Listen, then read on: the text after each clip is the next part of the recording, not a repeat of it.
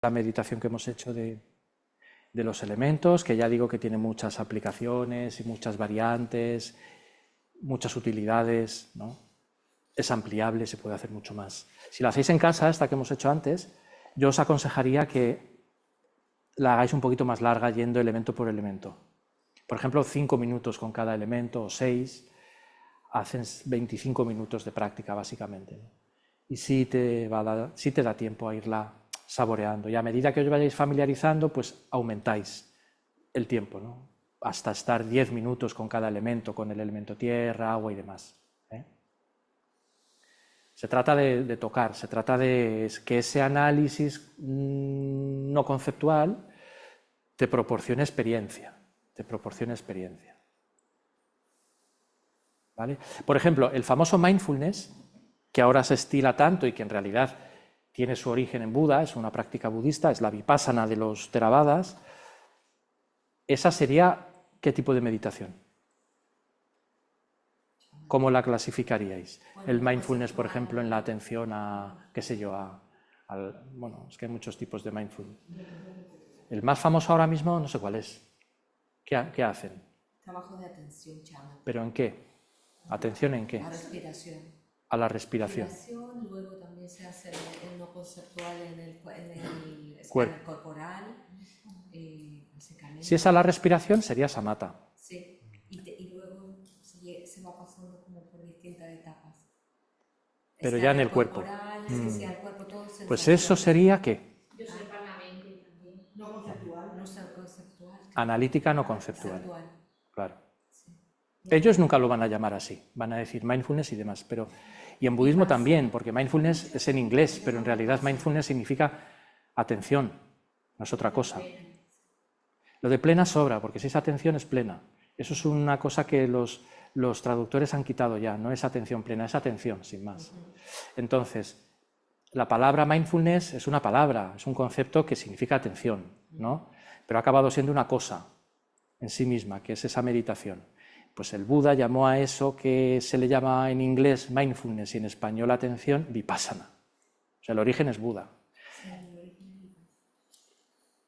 Y es un tipo de meditación vipassana o analítica no conceptual. Esto es atención a las sensaciones. Ese es un tipo. Porque también se trabaja Ya, atención a las sensaciones. ese es un tipo. Sí. Agradable, ¿Cómo? desagradable. Digo que hay dentro de mindfulness varios tipos de meditación, varios. No tengo ni idea, no lo sé, supongo que sí, porque es que no queda otra. Pero el Buda lo dio así. Varias meditaciones activas, no activas. Ya, bueno, sí. Pero igual que ellos le llaman a los recorridos por el cuerpo escaneos, no, son recorridos. En budismo es recorrido, no es escaneo. Es muy importante la palabra para adherirnos a la tradición, a las bendiciones de la tradición. Eso es muy importante. Como budista o como, no tanto como budista, sino como admirador del budismo, yo aconsejo siempre que seamos muy fieles, tanto como podamos, a la palabra histórica que dio el Buda. Porque además es que así entroncamos con una tradición viva que viene de él, ¿no? Entonces yo sé que cuando hablo de esto con gente que hay en los centros que hacen o que son monitores de mindfulness y estas cosas, le llaman escaneos. Y yo, muy bien, pero son recorridos, porque la traducción es recorrido. Lo de escaneo es muy moderno, porque en la época del Buda no había escáneres. Que parece que no, pero yo que soy muy pejilguero con las palabras y creo que tiene su valor, sin caer en fanatismos, pero intento referirme siempre a las fuentes originales, ¿no? Porque tiene su importancia. Si entroncas con la tradición, si no es como que estás iniciando un linaje nuevo y eso no tiene las bendiciones de nadie, ¿no? Entonces el mindfulness famoso es la vipassana de toda la vida de Dios, de Buda. Claro, pero ha acabado siendo una cosa, lo que es un mero concepto, que es atención. Ha acabado siendo una cosa, la meditación mindfulness. Se ha objetivado un concepto, sacándolo de su contexto, que es el budismo. Yo con eso no lo comparto. Yo el mindfulness me parece muy bien, pero siempre y cuando quien lo da, al menos, reconozca las fuentes, que es Buda, que no se suele reconocer. Los hay que sí y los hay que no. Ahora habla mucho de budismo laico. ¿Cómo? Budismo laico. Eso es como decir agua mojada, eso es una chorrada. No hay budismo laico ni budismo monástico, hay budismo. Lo de laico, el que pone apellidos normalmente desconfiad, porque quiere meteros algo ahí. Budismo laico no existe.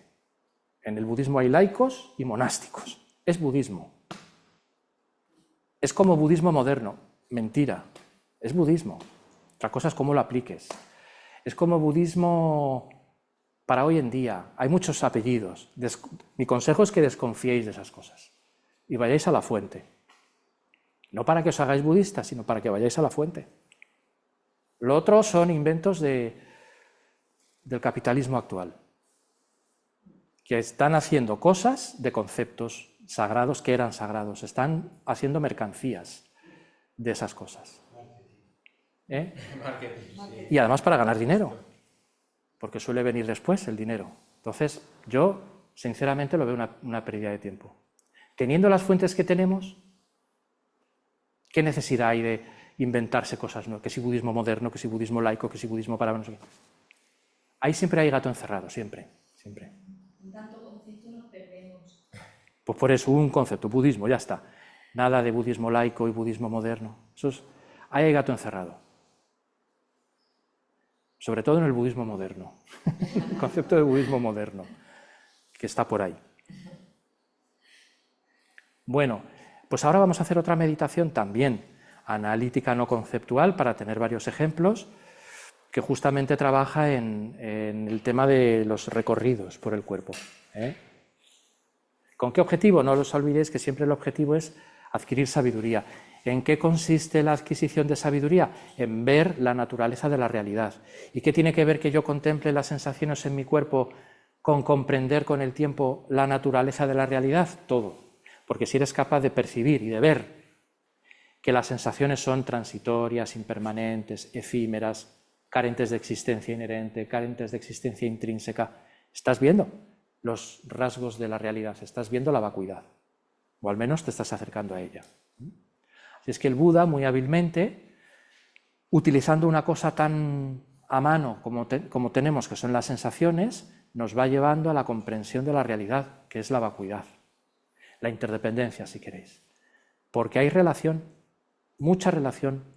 Al principio no parece que la haya, pero con la práctica ves que sí hay mucha relación entre contemplar, observar las sensaciones, por ejemplo, con comprender la interdependencia.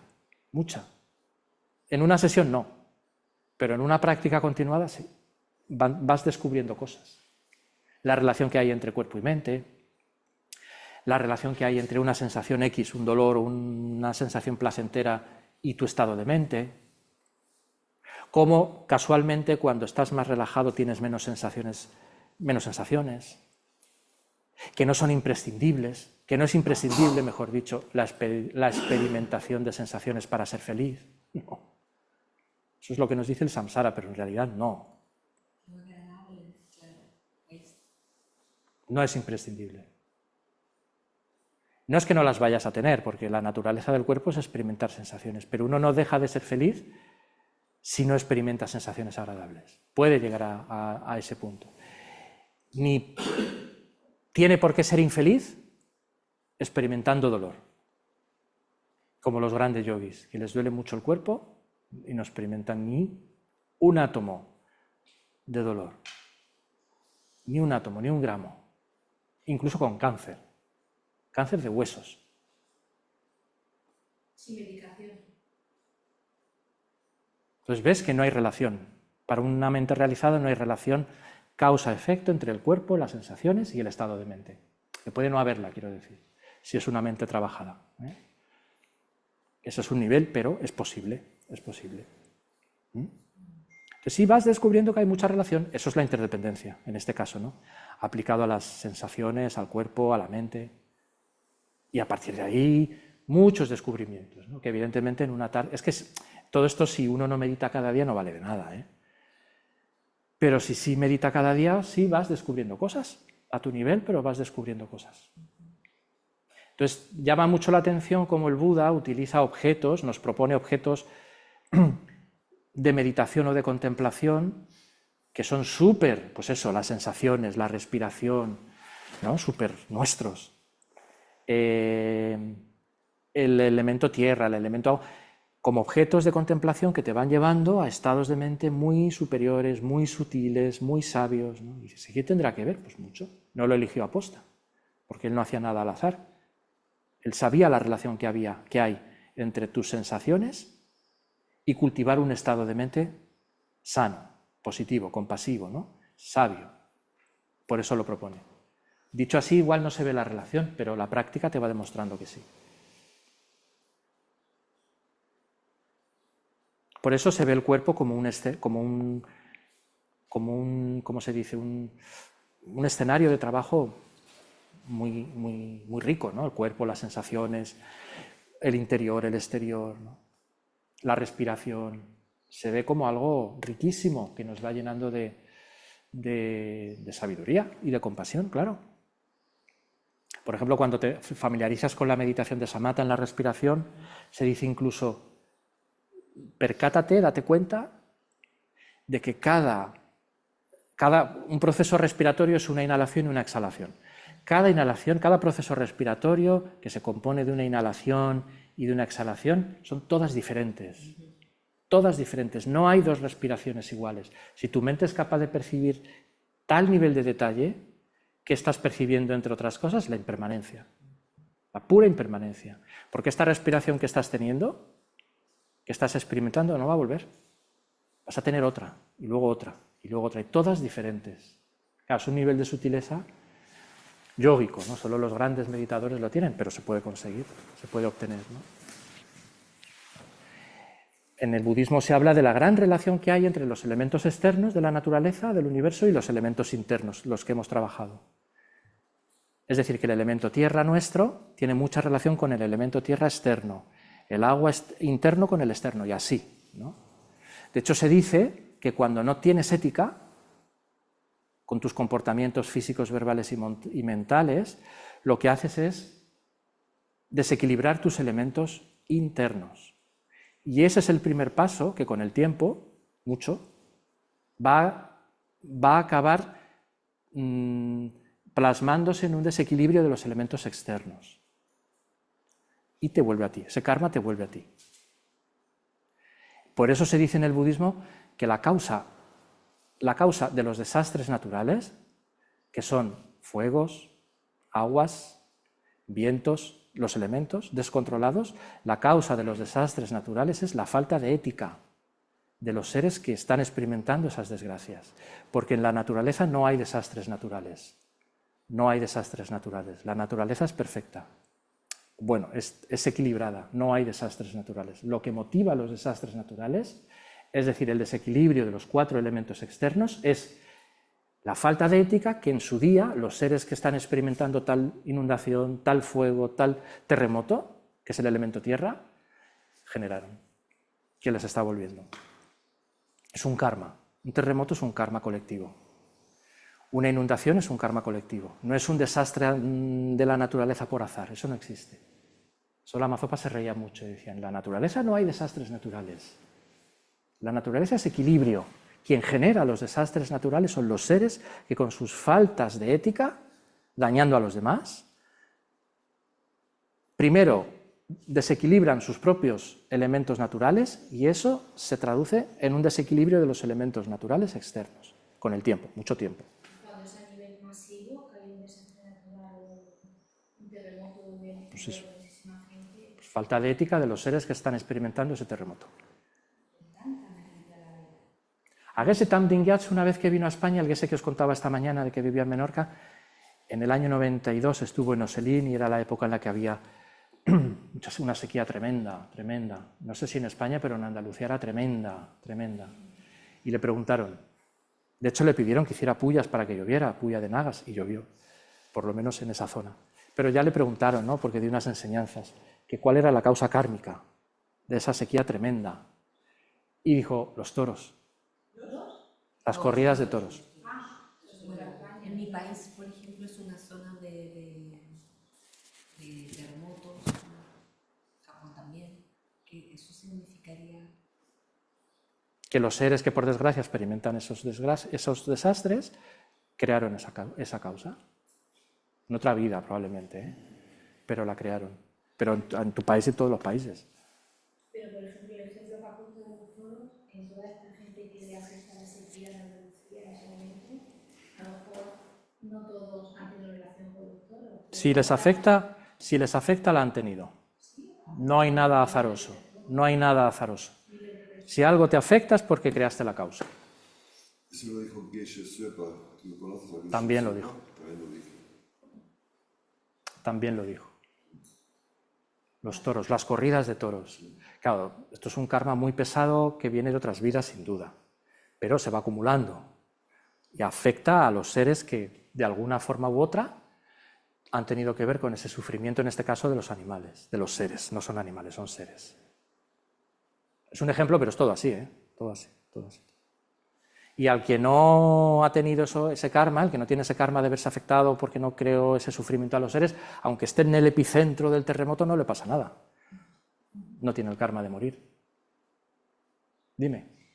Y las guerras, o sea, estos acontecimientos catastróficos provocados, por decirlo de alguna manera, también tendrá que ver con Claro, el karma. claro. Eso ya madurará. Estos karmas les cuesta mucho tiempo madurar, ¿eh? Son karmas muy pesados, muy largos, pero acaban madurando. Probablemente en otras vidas, cuando estos seres sean otra cosa, ¿no? O quizás han sido otra cosa y ahora están pagando. Pues sí, no tengas duda, no tengas duda. Porque en el universo no hay azar. Entonces es así. Es así. Esto tampoco sirve para recrearse, ¿no? Decir, te aguantas, que no. Es para entender. El karma nos tiene que servir para entender por qué pasan las cosas, no para recrearnos. No. De hecho, su santidad regañó a una modelo, no me acuerdo el nombre, la regañó, una modelo budista, que dijo que había habido un terremoto muy fuerte en China, vamos, en China no, en Tíbet, muy fuerte. Y dijo, dijo ella, esto es por la represión, ¿no?, de los comunistas chinos en Tíbet. Y su santidad dijo, no, eso no se puede decir. Pero es así, ¿eh? Pero no se puede decir. No se puede. O sea, no es... Esto es porque es que lo dijo en ese tono. ¿Esto es por lo que estáis haciendo? No hay que ponerse en ese plan. Pero es así. Pero estas enseñanzas no se utilizan en ese sentido. Son para entender por qué son las cosas. Por ejemplo, la meditación analítica conceptual en el karma también es muy profunda, se puede hacer muy larga, con muchos aspectos del karma, y es muy rica porque te van permitiendo entender todas estas cosas, ¿no? Que son fuertes, son inimaginables, no las podemos abarcar con nuestra mente, pero por causa y efecto son así. Porque o son por azar, que es absurdo, o son por causa y efecto, que es inimaginable, pero es así, ¿no? También para bien, cuando a una comunidad le afecta algo muy bueno y muy positivo es porque hay un karma colectivo muy virtuoso y les está afectando. Están cosechando las consecuencias. También pasa, ¿eh? Pero si os fijáis, hay países y comunidades que en clima, en modos de vida, en formas de la gente, en muchas cosas, son todo positivo. Y son países del primerísimo mundo. Y países que son, o comunidades, no necesariamente países, como muy primarios, poco higiénicos, muy ruidosos, que parece que tienen todo lo malo. Esos son karmas, llenos de insectos, llenos de animales horribles, ¿no? No sé si me explico. O sea, yo en Noruega me cuesta mucho pensar, por ejemplo, digo Noruega como digo Suecia o Dinamarca, o Alemania también, plagas que he visto yo en India, por ejemplo. Bueno, India es otra cosa, porque India es tierra sagrada. No, India no. Tampoco quiero decir otro país, pero bueno, X país, plagas de insectos desagradabilísimos que devoran a la gente, pues no me lo imagino. Pero Alemania también tiene un karma. No, pero no voy por ahí. No, Noruega, yo no me imagino en Noruega plagas de cucarachas pues es que eso es un karma también. Es que esa es la condición para que no haya plagas, a eso voy, que eso es un karma de la gente que vive ahí, un karma positivo. Es que hasta el clima está determinado por el karma. A eso voy, justamente. Eso de frío dolencia o... Sí, no digo que sea perfecto, pero desde luego no es comparable. Pero por lo menos tiene otras corrientes. Y eso me llama siempre mucho la atención, pero es que hasta en las formas de la gente, ¿no? Silencio, así, no sé cuál. Como que se alinea todo, en algunos sitios para bien y en otros sitios para mal. Eso no es casual, para mí no es casual. Yo hago de ahí una lectura kármica, del pasado, de hace mucho tiempo, pero que los seres que habitan en un sitio u otro están cosechando... Bueno, es que pasan unas cosas en determinados países alucinantes, ¿no? Para mal, alucinantes. Dices, pues es que me cuesta mucho pensar que esto pase en Dinamarca, por ejemplo. Claro, son patrones kármicos. Es que son patrones kármicos, no caen del cielo. El karma determina hasta la cultura de ese país, las formas, el clima, la alimentación, todo. Y eso genera consecuencias, tanto para bien como para mal. ¿No? ¿Estáis de acuerdo o no? Sí, totalmente. Sí, porque no puede ser casual. Que todo lo malo esté en un sitio o en 3 y todo lo bueno en 3. No puede ser casual. Ahí tiene que haber un parámetro de causa y efecto. Pues si no, no ocurriría. ¿Y Nepal? Nepal es tierra sagrada también, porque ahí nació Buda. Entonces, no, lo digo en serio, India y Nepal no entran dentro de estos análisis, no tanto porque se considera que todo lo que hay de negativo, sí, bueno, que tiene muchas cosas negativas, a nivel higiénico, a nivel social, muchísimas, pero tienen unas cosas positivas que ningún país del mundo tienen. Fíjate que en India nació Buda, entre India y Nepal. Y tantos santos, ¿no? O sea, que Buda eligiera India no es casual tampoco. Y ya la bendijo esa tierra por nacer ahí. Y como se dice que además donde aparece un Buda también hay, donde hay mucha luz, ahí suele haber mucha oscuridad, pero es aposta. No entra dentro de este análisis tan plenamente como puede entrar pues, Noruega, ¿no? En el plano bueno y en el malo no lo digo. Pero es así, a mí siempre me ha llamado mucho la atención, mucho la atención. Mucho la atención. En fin, bueno, hasta la higiene es karma. Porque el karma determina el comportamiento de los habitantes de un lugar y sus mentes y sus actitudes. Por tanto, no hay suciedad en esas ciudades. Por educación. La educación es el medio, no es la causa, es el medio. La causa es el karma de los seres que habitan ahí. ¿Tú consideras que nuestro país ha...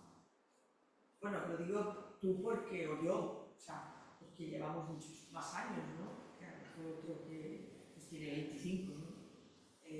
Si ha habido un empeoramiento del karma de nuestro ¿España? país. Sí. Yo creo que a España todavía no le ha madurado el karma de la guerra civil. Y eso va a ser tremendo cuando nos madure. Va a ser tremendo. Y estamos ahí como a la espera. Yo estoy a la espera. Yo no sé si lo viviré en esta vida, pero como lo viva, va a ser tremendo. Pero está ahí, está pendiente, ese karma no se ha purificado. Entonces, mientras eso se madura, yo creo que ha habido mejoramientos y empeoramientos. En general, no, yo creo que está mejor. Bueno, no sé. No lo sé. Si ves la letra pequeña, ya está mejor. No lo sé. Sí que percibo un empeoramiento. Sí, en muchas cosas sí, en otras no. No, yo diría que estamos ahí 50-50, pero lo peor es lo que nos viene, ¿eh?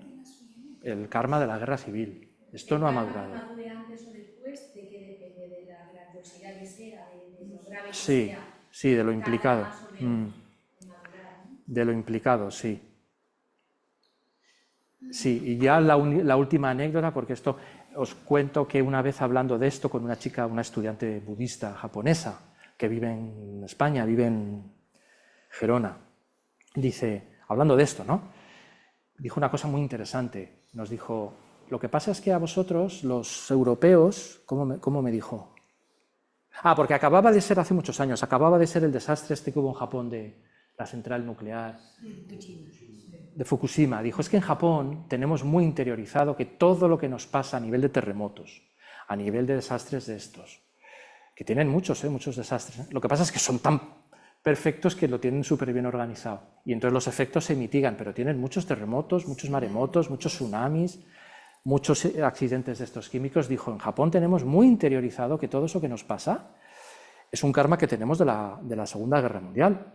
Dice, porque lo que no se sabe es que a los japoneses, cuando nos tiraron la bomba atómica, el mundo nos perdonó las barbaridades que hicimos en Asia, que fueron infinitamente peores que las de los nazis alemanes. Lo que hicieron los japoneses en Asia, ella me dijo, infinitamente peor que lo que hicieron los nazis alemanes. Lo que pasa es que nos tiraron la bomba atómica y con esto el mundo nos perdonó. Dice, pero tenemos muy claro, nos perdonó el mundo, el karma no. Tenemos muy claro que cada vez que nos pasa algo es el karma de cuando la Segunda Guerra Mundial. Y pensé, pues a los alemanes lo que les viene, que tampoco les ha madurado. ¿No? ¿Tú crees No. que no? Yo creo que sí. No, que les va a madurar. Que va, eso cuando madure va a ser horroroso, horroroso, horroroso.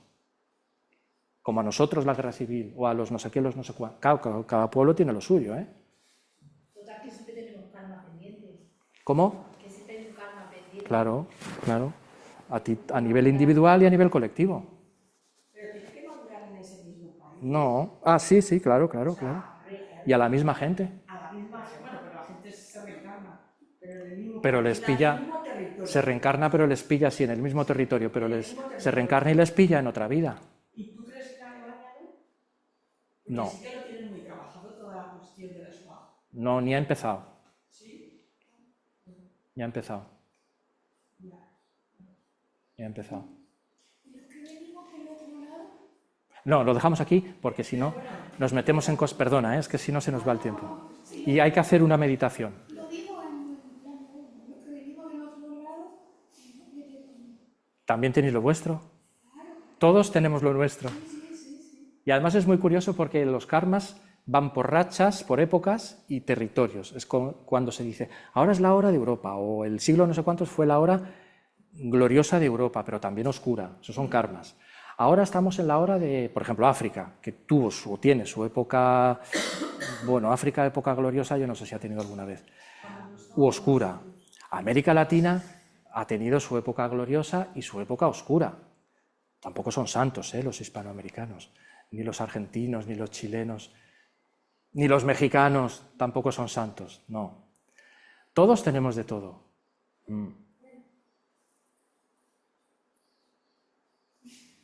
Muy bien. A eso le llamo el karma, la interpretación, es un invento mío, la interpretación kármica mundial. Sí, pero en general hay un karma colectivo, ¿no? Que afecta a los centros de Dharma, a las ciudades, a los países, a los continentes y al final al planeta.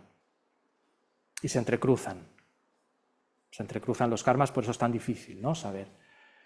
Y si se estrellara un meteorito en la Tierra y la destruiría, sería el karma colectivo. Claro. Pero no se va a estrellar, porque mandan misiles que lo destruyen. Sí. Eso es lo que dicen. Que eso también es un karma muy bueno, que tenemos sistemas de defensa. Sí sirve. Sí, dicen que sí, viene uno y dicen que ya está medido cuándo y dónde atacarle. Y lo van a destruir. Es que el ser humano es alucinante, para bien o para mal. Sí. Hace unas cosas... Si lo va a destruir, lo va a convertir en cuatro. Eso digo yo, que va a ser peor. No cae en Estados Unidos. Mejor no cae acá. que caiga en un sitio y luego se le ayuda a ese sitio, pero... No, si cae en la tierra no nos libramos nadie. Nadie. Así que mejor que lo destruyan en 12. Bueno, pues vamos a hacer una meditación analítica, otra meditación analítica no conceptual ahora en los recorridos. Es una meditación, yo la suelo hacer mucho, precisamente cuando hago el curso de mindfulness, porque es una meditación sugerida, que me parece interesante. Bueno, la vamos a hacer, luego le decís. Nos ponemos en la postura más cómoda.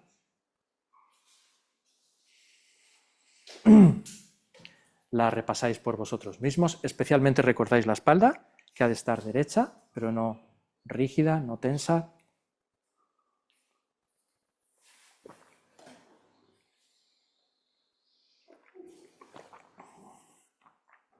Como si tiraran de un hilo o de una cuerda imaginaria en nuestra coronilla.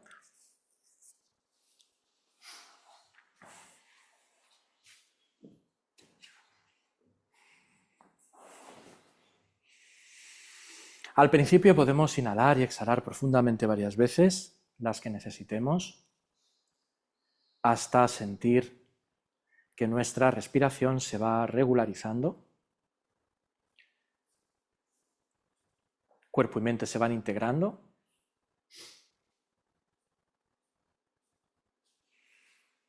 Y eso lo consigues simplemente fijándote en la respiración unos momentos, en la entrada y salida del aire a través de tus fosas nasales.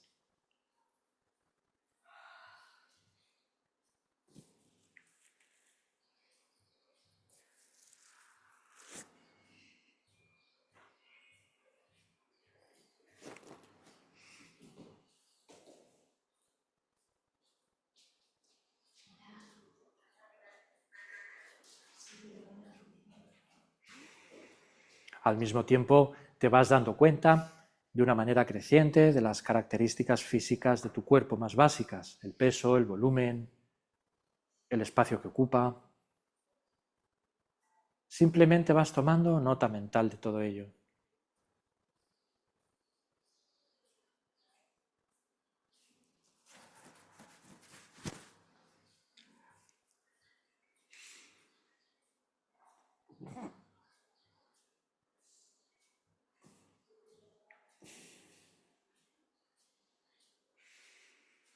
A nivel mental vamos permitiendo que surja un espacio, un silencio en nuestra mente,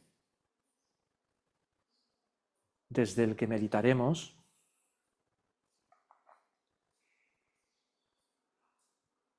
Y simplemente descansas ahí, en ese espacio, en ese silencio.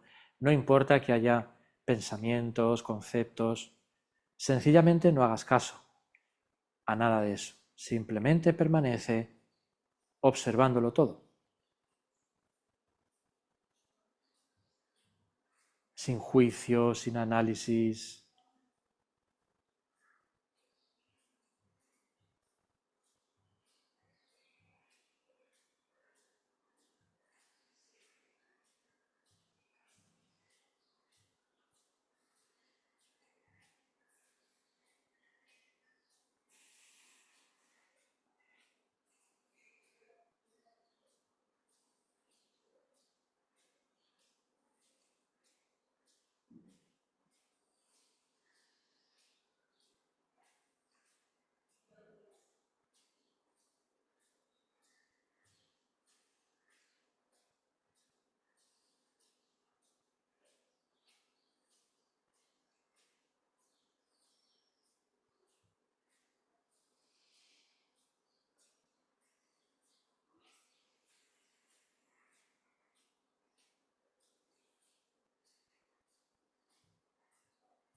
Cuando notes que ha surgido ese espacio, ese silencio interior, desde él generas la mejor de tus motivaciones, pensando que estás haciendo esta práctica, que la vas a hacer no solo por tu propio beneficio, sino también para ayudar a que los demás comprendan su mente, para que caminen hacia la sabiduría, para que dejen de crear causas de sufrimiento. Para lo cual es imprescindible que lo consigas tú primero. De esta manera ves la interrelación que hay entre tú y los demás y tú. Así es que aunque no te lo parezca, esta meditación va a tener efectos en los demás. Y las que hagas en el futuro también, un efecto positivo.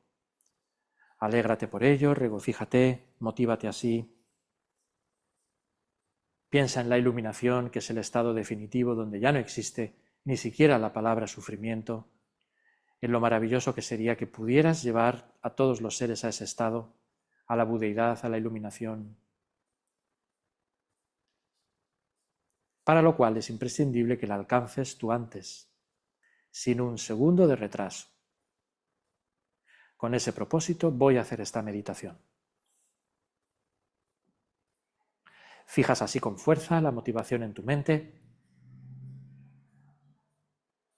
y cuando la sientas muy presente, lo primero que haces es que dejas que tu mente recorra tu cuerpo de arriba a abajo, de abajo a arriba, sin seguir un orden establecido.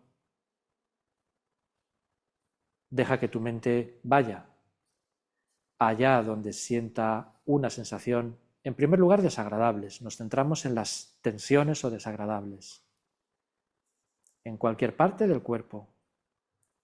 Eso sí, asegúrate de que ninguna parte del cuerpo deja de ser recorrida, deja de ser tocada por tu mente.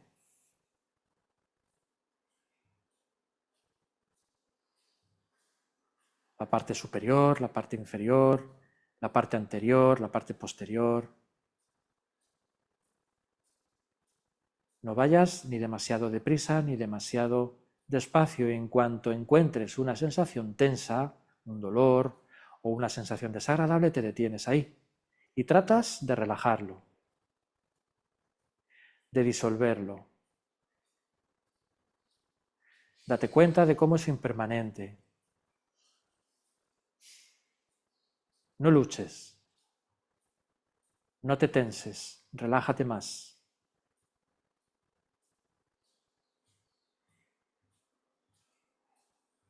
Cuando haya desaparecido, buscas otra.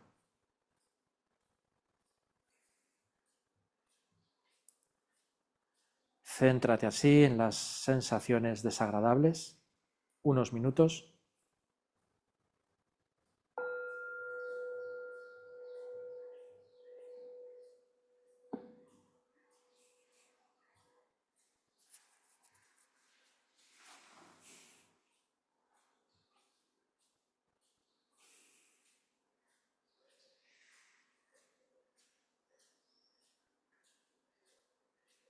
Intenta observar también si luchas contra esa sensación. Y si lo haces, si te descubres haciéndolo, deja de hacerlo y relájate, no luches. Experimenta esa sensación sin luchar y observa cómo se va. Si aguantas, se va.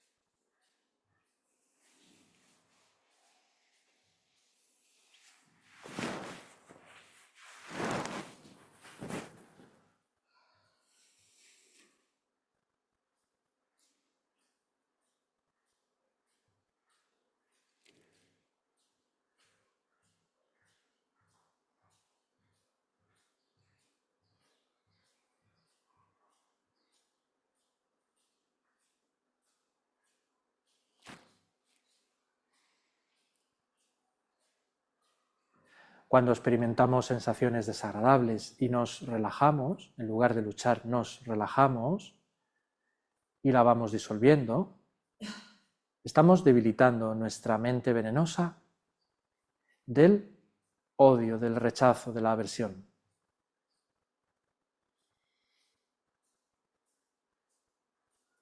Ahora dejamos que nuestra mente destaque las sensaciones agradables, placenteras, que podamos experimentar en cualquier parte del cuerpo. De nuevo dejamos que nuestra mente vaya de arriba a abajo, de abajo a arriba, por delante, por detrás, y cuando encuentres una sensación que consideres agradable, te detienes en ella, la observas, la experimentas, pero cuando se haya ido, respetas esa impermanencia, no trates de prolongarla, y dejas que tu mente busque otra.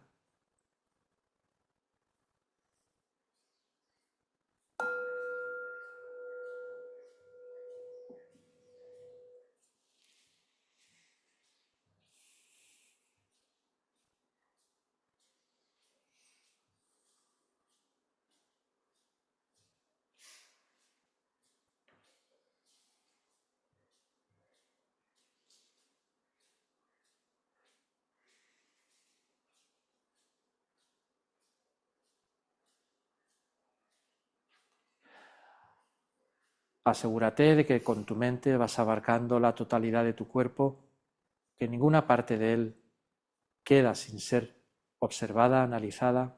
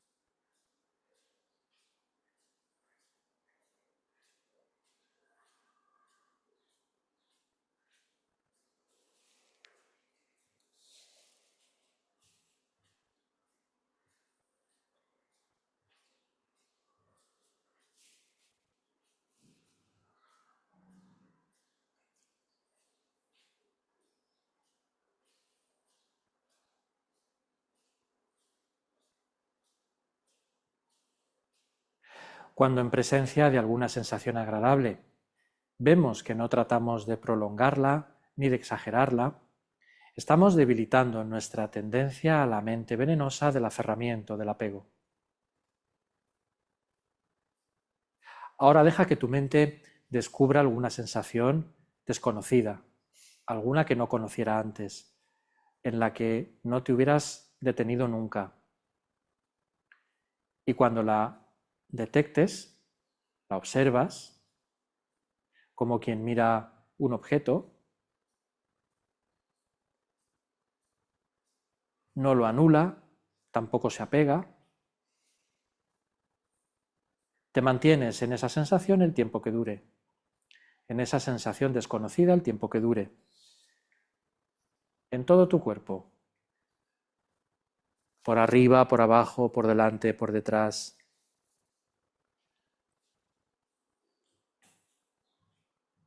Intentamos descubrir eso, las sensaciones desconocidas,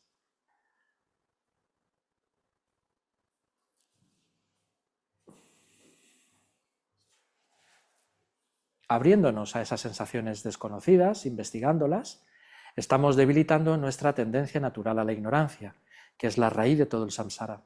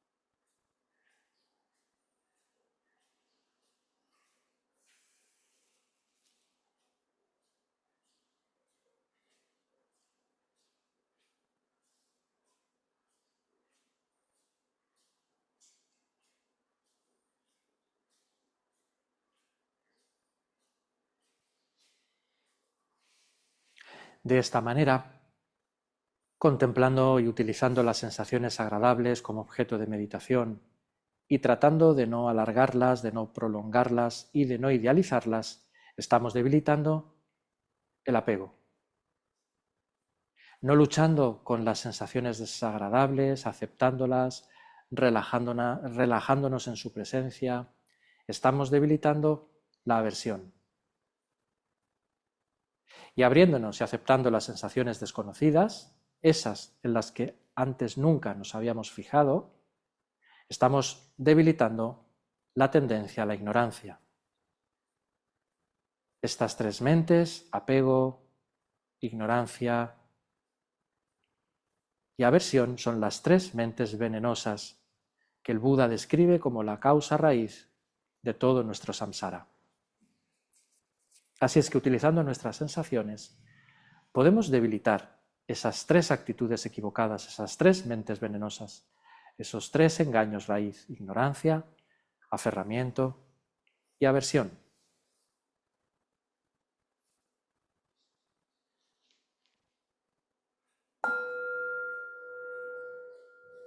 Podéis relajaros y moveros. Esa actitud de contemplación y de utilizar las sensaciones para debilitar nuestras tres mentes venenosas no solamente lo podemos hacer en meditación formal, sino también en movimiento. Por ejemplo, especialmente si queremos debilitar la tendencia al rechazo y sentimos algún dolor, pues tratar dentro de lo posible de no reaccionar bruscamente o compulsivamente, porque eso, además de que lo aumenta, genera más rechazo. Entonces, ante ese dolor, uno trata de relajarse. No lo niega, no se trata de eso, sino que intentas modificar y cambiar tu actitud.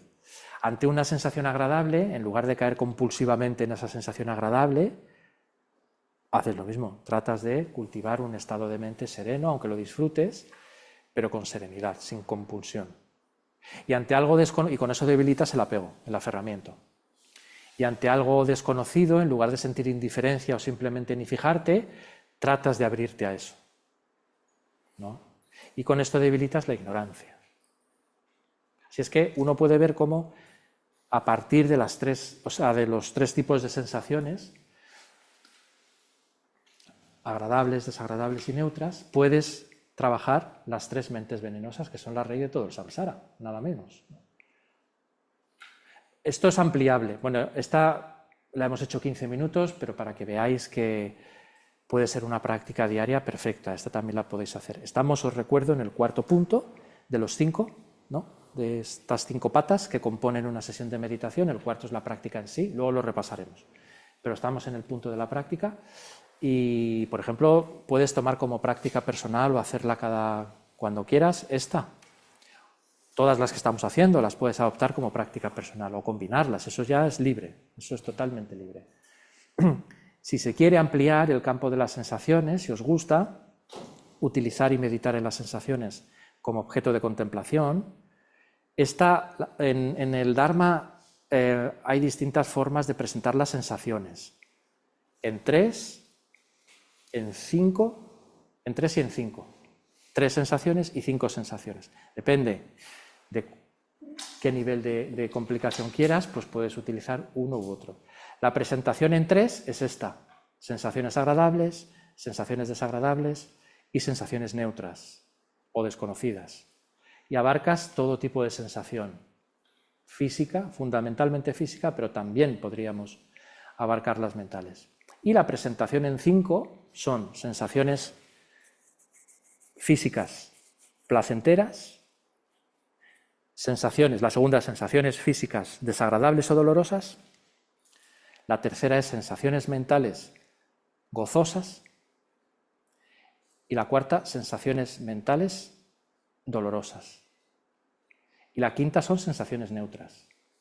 Aquí ya el abanico de sensaciones se abre a mentales y físicas, porque hay sensaciones mentales que no necesariamente implican una reacción física. Por ejemplo, cuando te dicen una noticia muy fuerte, ¿no? Un disgusto, por ejemplo, ahí no hay reacción, no tiene por qué haber reacción física, sin embargo hay una sensación mental.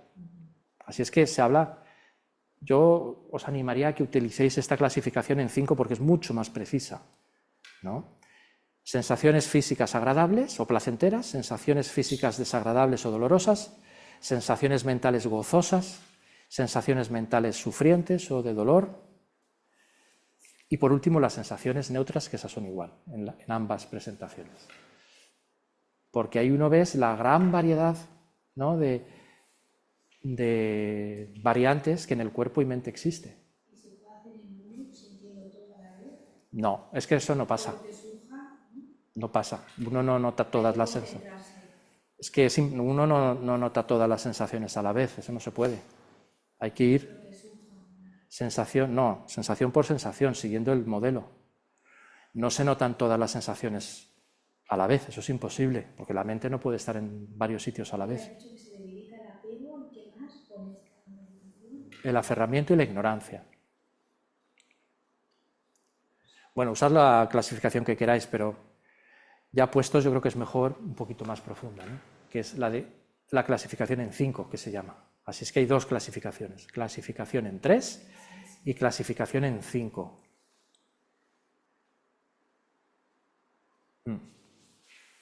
¿Vale? Bueno, pues este es otro ejemplo de práctica de analítica no conceptual.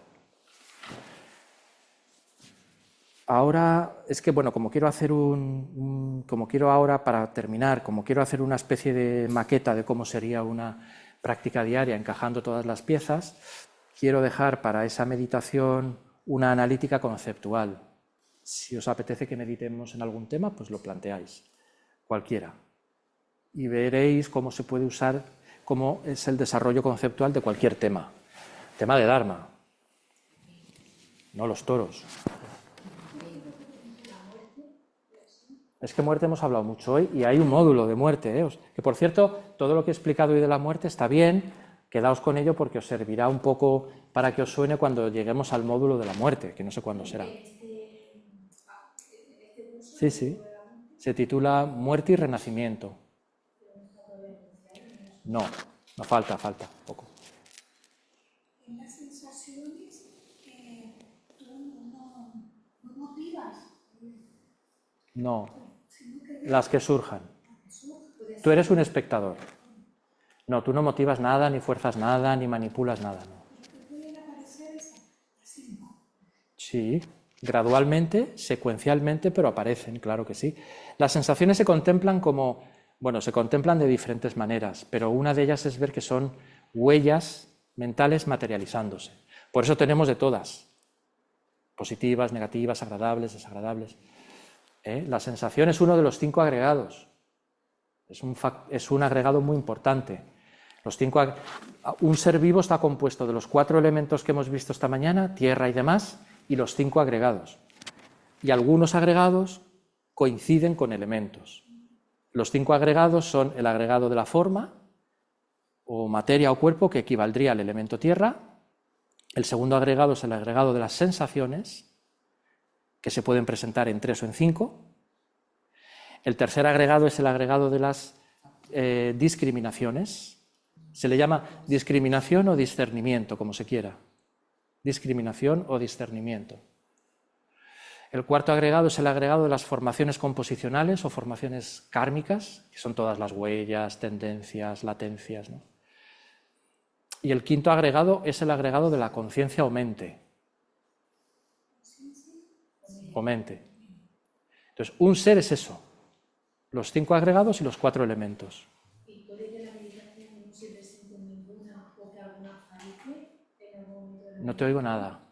Sí, puede ser que alguna de estas sensaciones durante la meditación no se presenten. Sí, claro, no tienen que salir todas siempre, no. Las que salgan. Porque no sientan nada o que No, eso es imposible. neutra. Eso es neutro, con lo cual ya es una sensación. No hay que provocarlas, sino lo que No. Entonces, un ser es eso, los 5 agregados y los 4 elementos. Y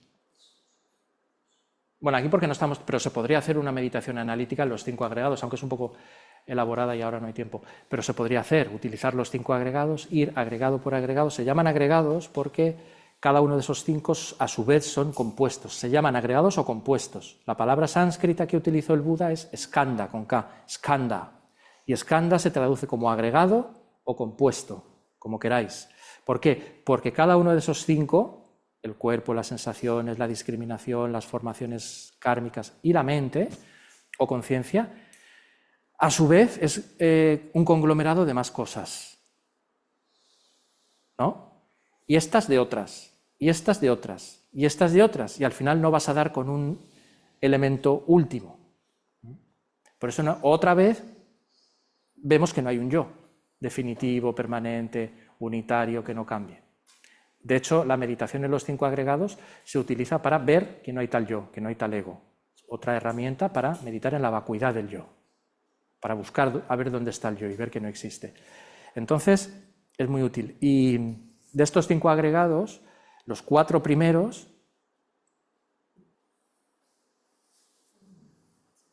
el primero es de naturaleza material, que es el cuerpo. Los otros 4 y su experiencia son de naturaleza mental.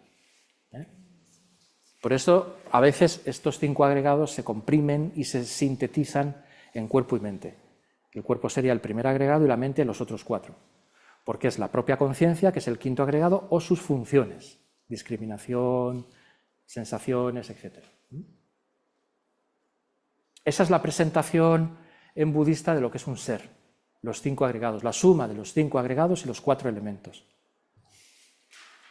Eso somos. Así de triste es. ¿Qué eres? 5 agregados y 4 elementos. Que sí, cada una de esas cosas está compuesta de muchas, ¿no? Y al final somos una realidad muy compleja, pero básicamente cuando somos concebidos en el interior de nuestra madre y recibimos de nuestro padre la gota blanca y de nuestra madre la gota roja, lo que está ocurriendo es que se están juntando los 5 agregados y los 4 elementos. Y naces, y vives, y te mueres con 95 años. Pero cuando te mueres, los 5 agregados se disgregan otra vez. Disgregarse es que desaparecen, menos la conciencia. La conciencia no desaparece. Esa es la que pasa a otra vida. Dime.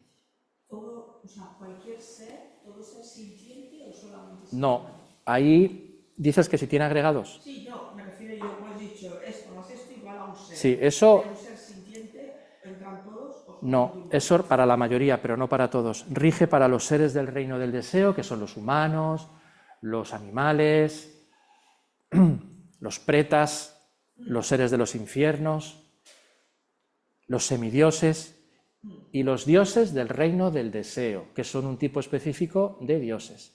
Luego, los dioses del reino de la forma, que por eso se llama así, sí que tienen agregados. Pero los dioses del reino sin forma no tienen agregados.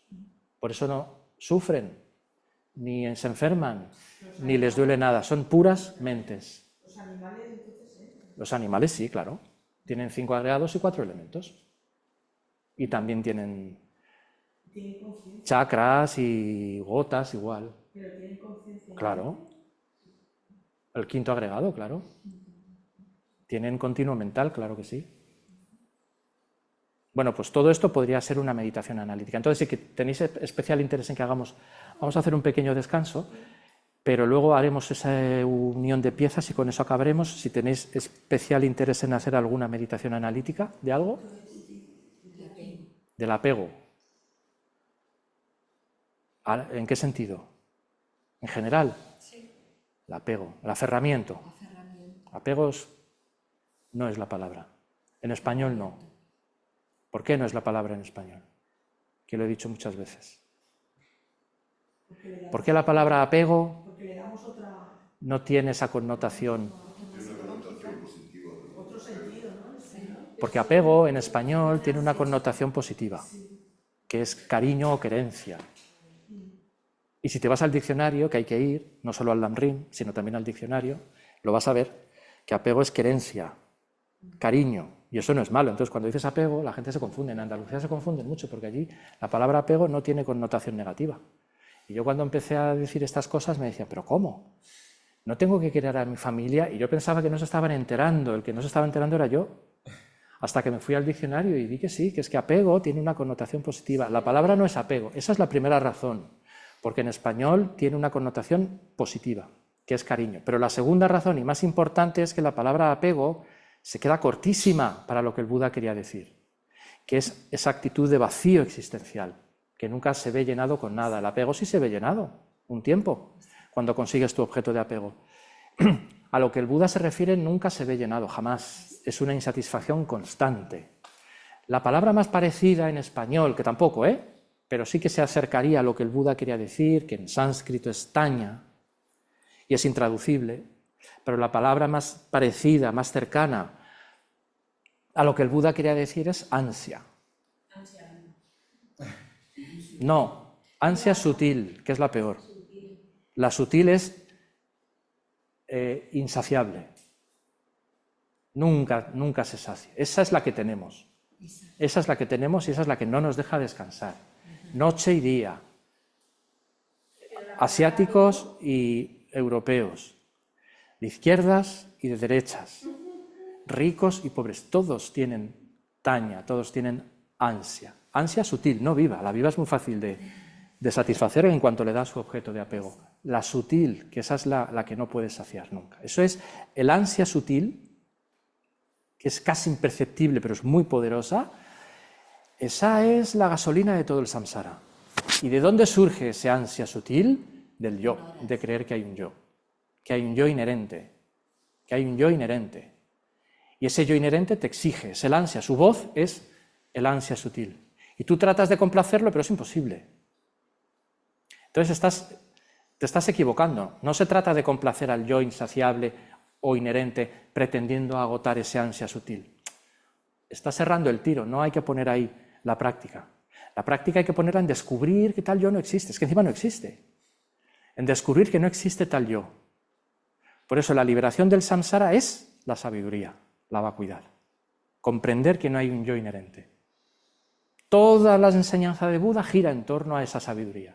Comprender que en los fenómenos, en ti, no hay una entidad permanente, unitaria, sólida, como tú te crees que hay. Hay un yo convencional, puramente relativo, pero no hay un yo último. Hay un Fabio que es una mera etiqueta que me pusieron mis padres, pero no hay un Fabio último que no cambia, que tiene una esencia, no hay un alma que es permanente. Ese no existe, no puede existir. ¿Sobre qué bases? De los 5 agregados y los 4 elementos que están en constante cambio. ¿Dónde está? No puede existir. ¿Cómo va a existir algo permanente? Una esencia que no cambia sobre unas bases que están en constante cambio. Es absurdo. Por tanto, Buda dice, no hay alma. Hay un continuo mental que está en constante cambio, pero ese continuo mental no es el yo no existe.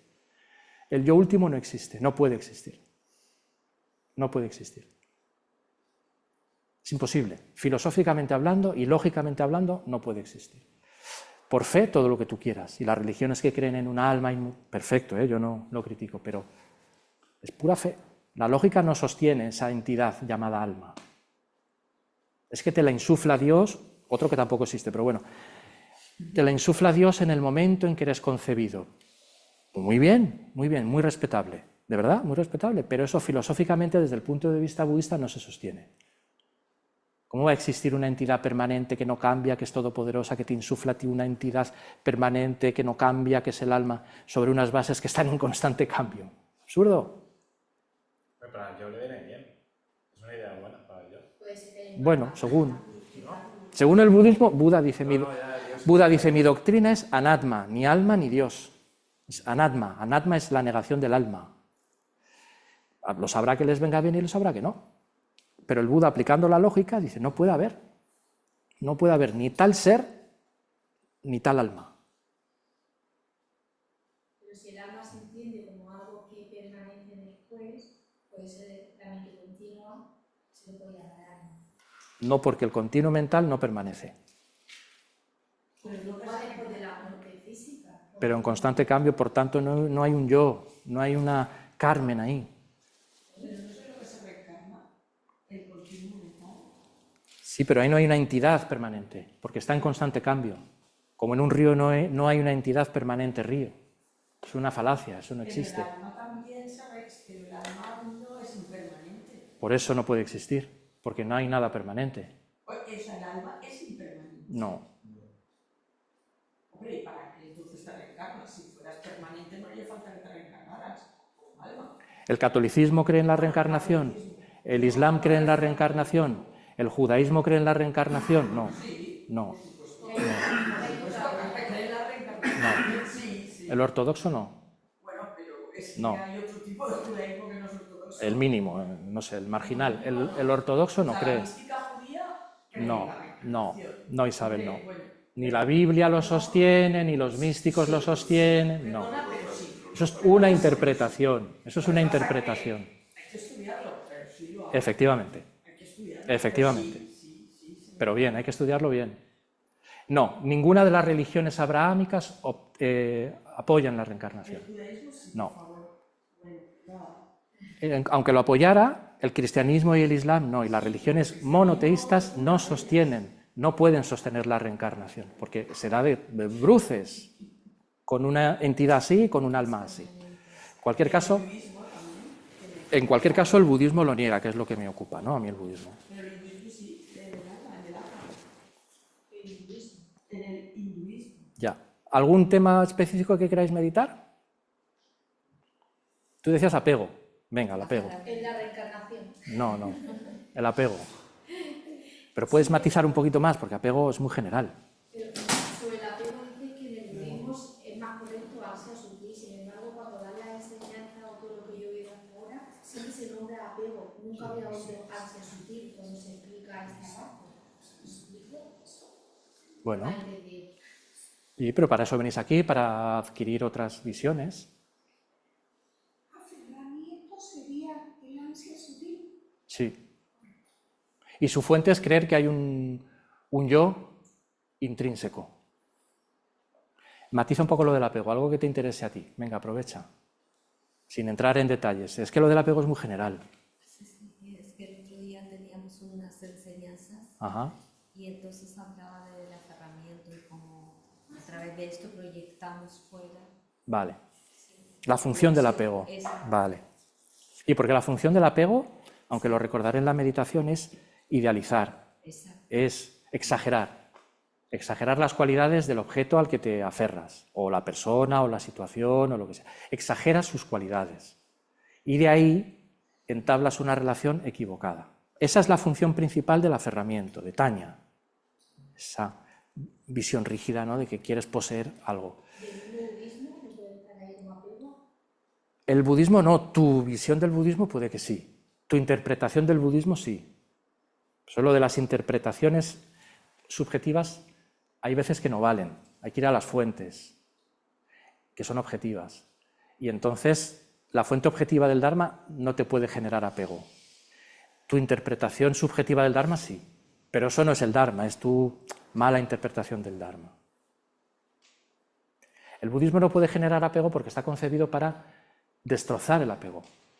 Y él mismo se encarga de desapegarte. Que lo hablábamos ayer, creo. ¿Es posible apegarse a la virtud? No. Si te apegas a la virtud, ya estás contaminando la virtud, por tanto no es virtud. Un componente fundamental de la virtud y de vivir bien la virtud es no apegarte, no aferrarte a la virtud. De todas maneras, aferrarte a la virtud no está mal. De existir no estaría mal.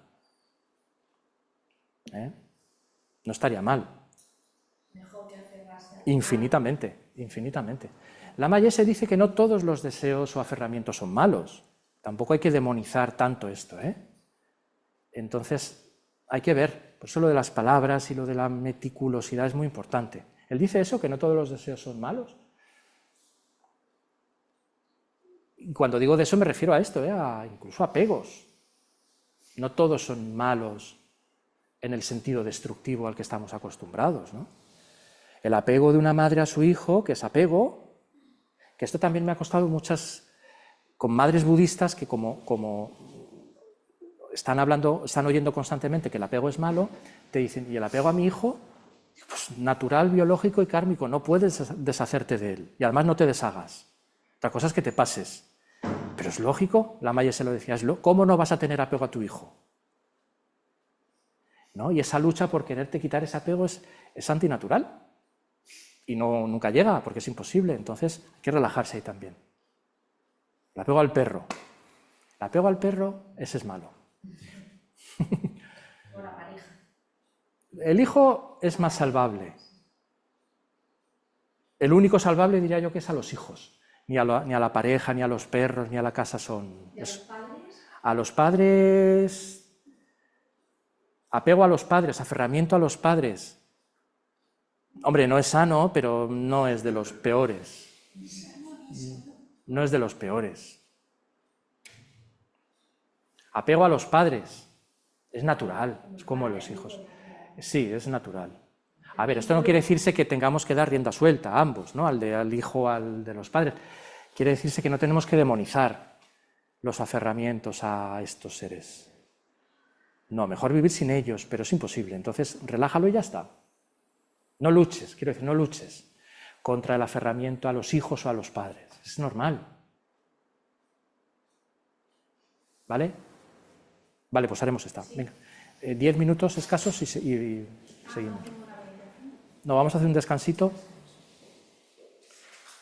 y de meditación de los 7 puntos.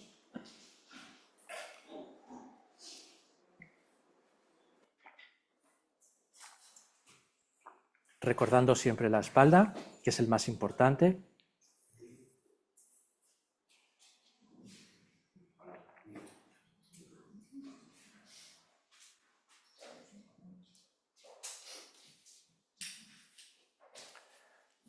Repasamos cada uno de ellos, memorizándola, adoptándola correctamente. Inclinamos la cabeza un poco hacia adelante, como si miráramos un punto imaginario en el suelo, a 2 metros de distancia de nuestro cuerpo.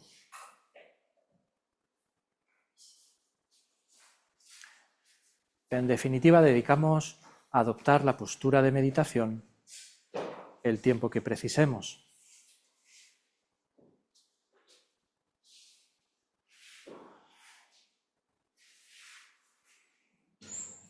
Y tanto si estamos en silla como en cojín,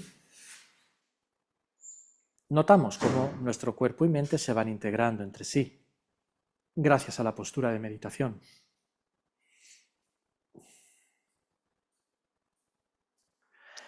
Para sentir su estabilidad, puedes inspirar varias veces, notando cómo se ensancha tu respiración.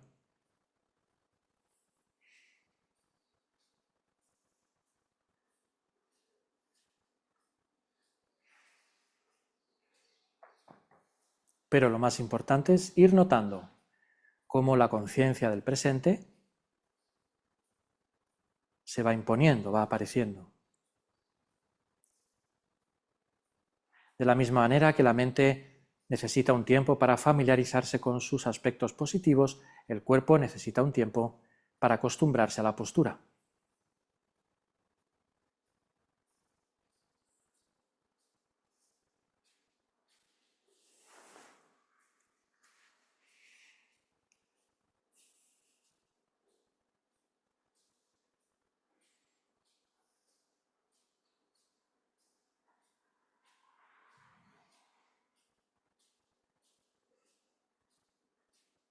Cuando sientas, cuando notes que esa postura se va asentando, se va estabilizando, que tu mente se va apaciguando, que va surgiendo un espacio y un silencio interiores desde los que trabajar, generas desde ese silencio, desde ese espacio, generas la mejor de tus motivaciones. Una motivación de bodhicitta, pensando en lo maravilloso que sería que todos los seres se libraran del sufrimiento y de sus causas. Para lo cual es imprescindible que uno mismo, que yo, que tú, alcancemos la iluminación cuanto antes. Piensa con ese propósito, voy a hacer esta meditación en la función del apego, en el aferramiento, en el ansia, para comprender mi mente y ayudar a que los demás comprendan la suya.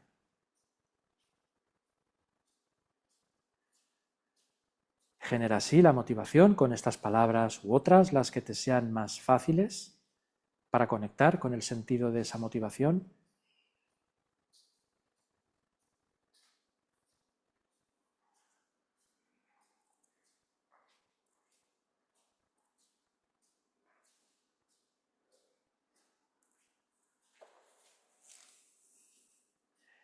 Y desde esta actitud física y mental vamos al libro de oraciones, a las páginas 34 y 35. Primero recitamos la oración del refugio y generación de bodhicitta. Busco refugio hasta que alcance el despertar, en el Buda, en el Dharma y en la Asamblea Suprema, que por mi práctica de la generosidad y las demás perfecciones llegue a ser un Buda para beneficiar a todos los seres. Busco refugio hasta que alcance el despertar, en el Buda, en el Dharma y en la Asamblea Suprema, que por mi práctica de la generosidad y las demás perfecciones llegue a ser un Buda para beneficiar a todos los seres. Busco refugio hasta que alcance el despertar, en el Buda, en el Dharma y en la Asamblea Suprema, que por mi práctica de la generosidad y las demás perfecciones llegue a ser un Buda para beneficiar a todos los seres. Reflexiona unos momentos en lo que acabas de recitar, siente que estás bajo la protección y guía de las tres joyas de Buda, Dharma y Sangha, e imagina que a todos los seres les sucede lo mismo. Todos ellos están bajo el amparo, el refugio y la protección de las tres joyas. Continúas con los 4 pensamientos inconmensurables. Que todos los seres tengan la felicidad y sus causas. Que todos los seres estén libres del sufrimiento y de sus causas. Que ningún ser se aleje de la felicidad que está libre del sufrimiento. Que todos los seres permanezcan en la ecuanimidad, libres del apego hacia los amigos y del odio hacia los enemigos. De nuevo, vuelves a meditar unos momentos y te aseguras de que tu mente, tu continuo mental, se impregna, se mezcla con estos 4 pensamientos inconmensurables que acabas de recitar.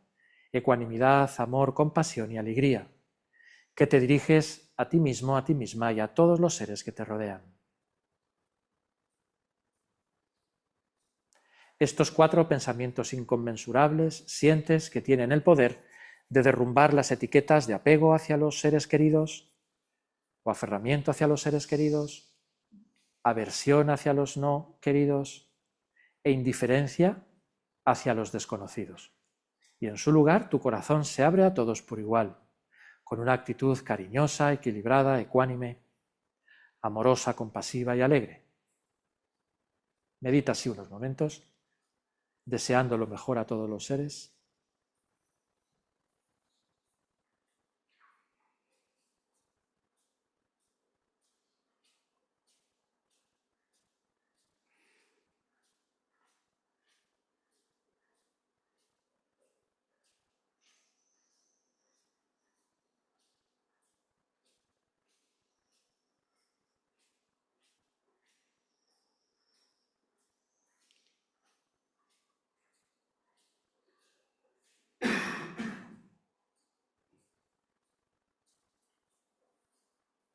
Continuamos con las 7 ramas, que es un método psicológico para eliminar el poder de nuestras emociones aflictivas y un método para acumular mérito y sabiduría.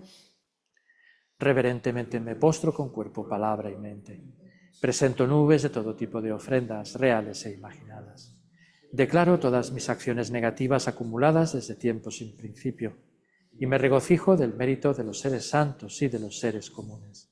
Te ruego que permanezcas hasta el fin de la existencia cíclica y que hagas girar la rueda del Dharma para todos los seres. Dedico mis méritos y los de los demás para la gran iluminación. Para invitar a todos los budas y maestros a que vengan aquí a este lugar, ahora en el inicio de nuestra meditación, ofrecemos el mandala, pidiéndoles que no nos suelten nunca de la mano, que nos lleven a la iluminación, que nos permitan recorrer todos los temas en los que meditamos con acierto. Imaginamos todo el universo lleno de ofrendas, incluyendo nuestros obstáculos, objetos de aferramiento, objetos de aversión, de ignorancia. Esta base ungida con perfume, cubierta de flores, adornada con el monte Meru, los 4 continentes, el sol y la luna. La imagino como un campo de Buda y la ofrezco. Que todos los seres disfruten de esta tierra pura. Idam Guru-Ratna Mandala Niryataya. Piensa que Buda ha aceptado muy complacido tu petición, tu oración, tu ofrecimiento. Incluso si te sirve, puedes visualizar todo el espacio frente a ti, lleno de Budas que te rodean, Buda Sakyamuni, los Budas de la medicina, las 21 taras, tantos Budas como conozcas, todos ellos a tu alrededor. Mirándote, sonriéndote como seres de luz y protegiéndote. Todo esto lo hacemos al inicio de nuestra meditación para crear la auspiciosidad y la energía positiva necesaria que dejamos en nuestra mente, para que nuestra meditación analítica, conceptual sobre el aferramiento tenga éxito. Comenzamos esa meditación recordando que la función principal de lo que se denomina apego o aferramiento es exagerar las cualidades del objeto sobre el que proyectas ese aferramiento. Aquí puedes pensar o visualizar o incluso imaginar un objeto o una persona o una situación hacia la que sepas que sientes mucho aferramiento.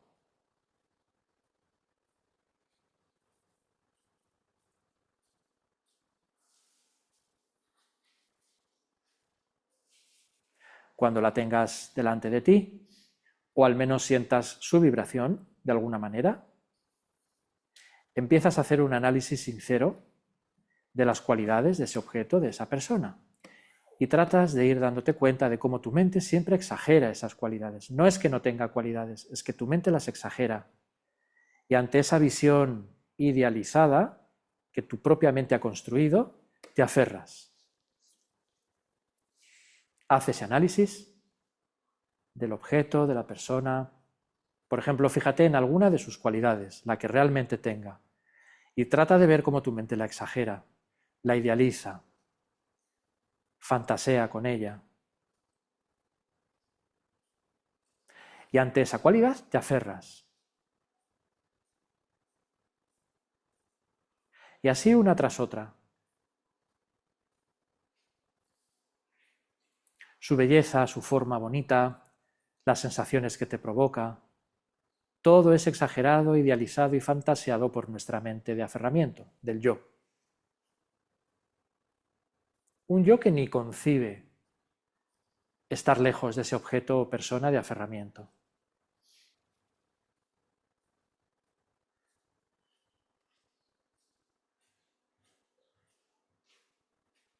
Aquí, si en primer lugar lo que hacías es tratar de detectar cómo tu mente fantaseaba e idealizaba, en segundo lugar, trata de medir qué tanto de aferramiento tienes hacia esa persona, o situación, o ideas, o lo que sea.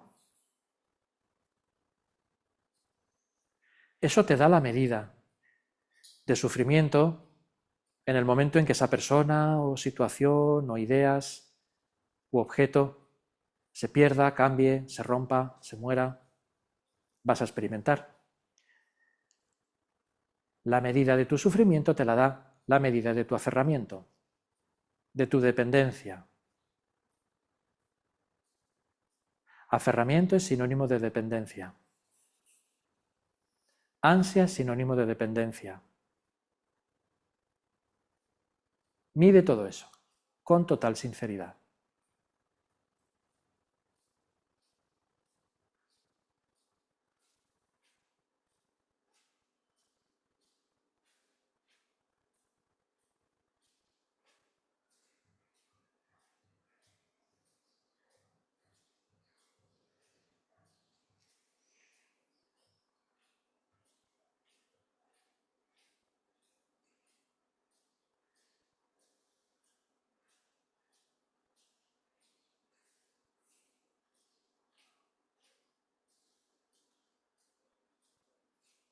En tercer lugar, date cuenta de cómo el propio aferramiento, como el propio ansia, no te deja ver la impermanencia, el cambio que ese objeto, persona o situación está experimentando, porque es su naturaleza.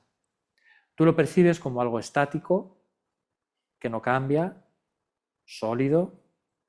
Todo eso es mentira, pero tú te lo crees y te aferras a esas cualidades que no existen.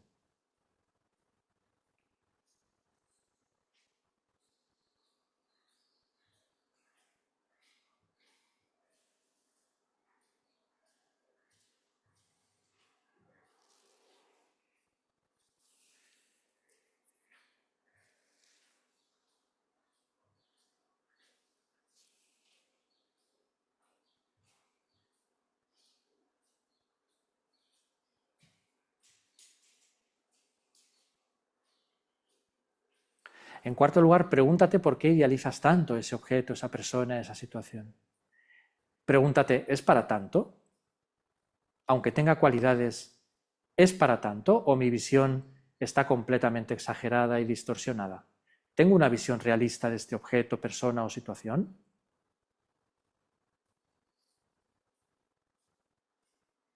¿Es para tanto?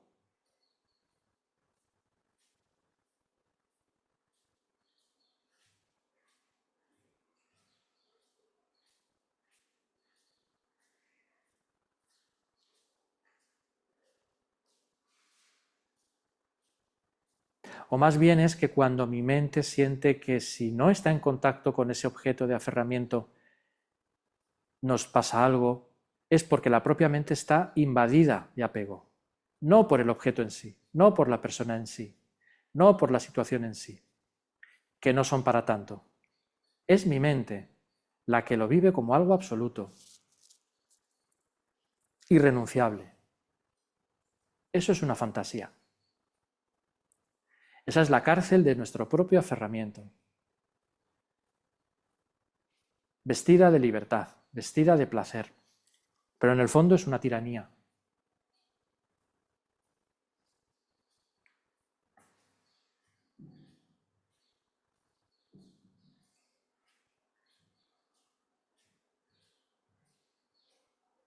Ve analizando todo esto o algún aspecto que te parezca interesante con total sinceridad. Y de esta manera irás adquiriendo una visión realista del objeto, de la persona, de la situación. No niega sus cualidades, pero la ves más realistamente, más sanamente, sin dependencia, sino con interdependencia.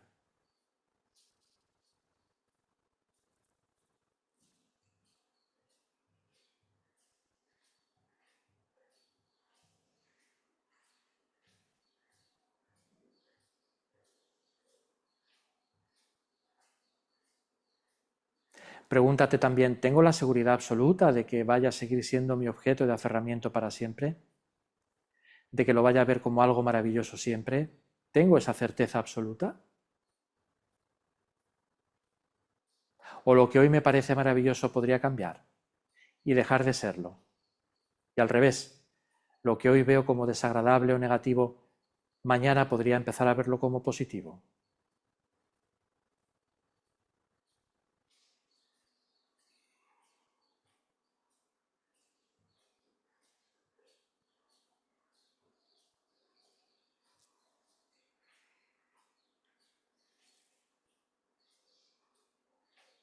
La mente de apego, la mente de aferramiento, siempre exagera las cualidades de su objeto. Esa es su función principal. Y esas cualidades exageradas nos atrapan. No tanto el objeto en sí, sino la proyección que nuestra mente hace sobre ese objeto. La visión idealizada del mismo, esa es la que nos atrapa.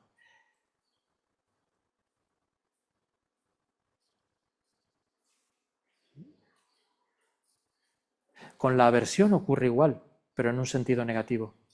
Nuestra mente desarrolla o destaca o exagera las características negativas del que consideramos nuestro objeto de aversión, viéndolo como un enemigo objetivo, que existe por sí mismo, que siempre es negativo.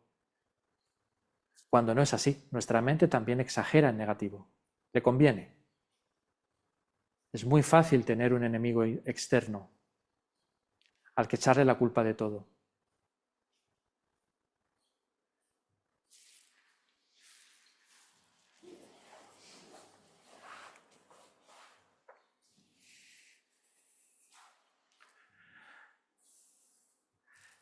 Y por último nos podemos preguntar, ¿y cuál es la raíz de todo eso, de todas esas visiones equivocadas, tanto en un sentido de aversión como en un sentido de aferramiento? No es otra que la creencia en un yo, sólido, inherente, permanente, unitario, que no cambia, intrínseco, que constantemente nos exige. Ese yo no existe. Pero es tal la familiaridad que tenemos con esa creencia que nos pensamos que sí existe. Y además lo identificamos con este cuerpo y esta mente. Es toda una gran falacia, una gran fantasía de nuestra mente ignorante.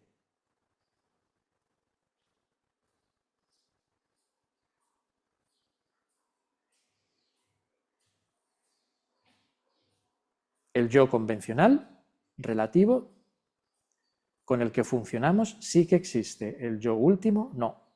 El yo absoluto, permanente, unitario, sustancialmente autosuficiente, no existe.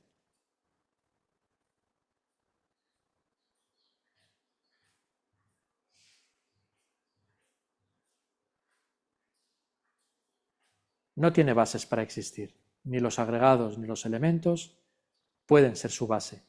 Por tanto, no puede existir. Si no tiene base, no puede existir. Existe otra cosa, pero no eso, no ese yo.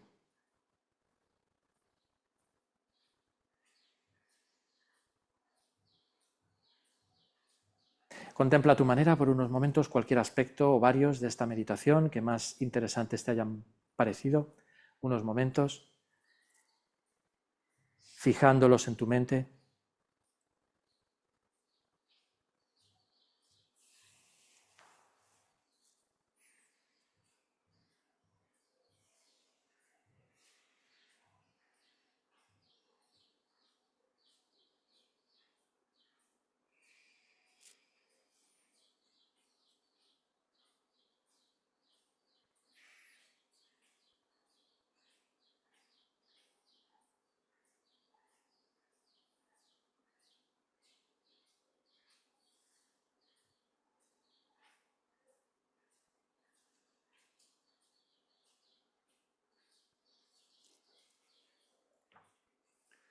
Nos quedamos con algún sabor de esta meditación, nos sentimos satisfechos, contentos por haberla hecho, por haber obtenido ese sabor, esa esencia de esta meditación, algo que nos haya aportado un elemento interesante, y desde esa mente de alegría, desde esa mente de satisfacción, dedicamos los méritos tanto de esta práctica como del curso.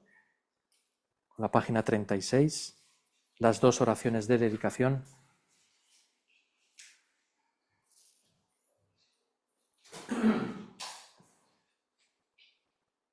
Que por los méritos de estas acciones virtuosas alcance rápidamente el estado de un Buda maestro y lleve a todos los seres sin excepción a ese estado iluminado. Que la suprema joya de la bodhicitta que no ha nacido surja y crezca, y que la que ya ha nacido no disminuya, sino que aumente más y más. Joya que concedes y colmas los deseos, fuente de todo beneficio y felicidad en el mundo. A ti de bondad incomparable, Tenzin Gyatso, te suplico, que todos tus sagrados deseos se cumplan espontáneamente.